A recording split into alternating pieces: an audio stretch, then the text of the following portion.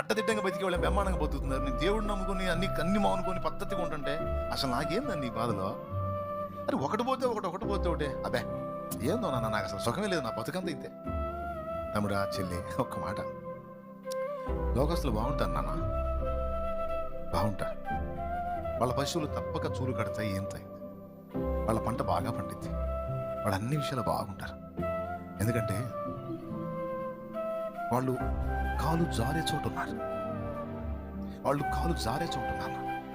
ఆకస్మికముగా ఆపద సంభవించి అధపాతాళానికి దిగిపోతారు నాయన వాళ్ళు దేవుణ్ణి తిరస్కరించారు, వ్యతిరేకించారు, అడ్డదిడ్డంగా బతుకుతున్నారు. నువ్వు చెప్పినా వినట్లేదు, కానీ బాగున్నారు. కానీ నీకు తెలుసా వాళ్ళ కాళ్ళు ఎక్కడున్నాయో?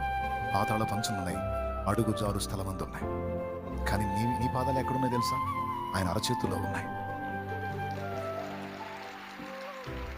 నువ్వెక్కడున్నావు తెలుసా? ఆయన ఏర్పాట్లో, ప్రణాళిక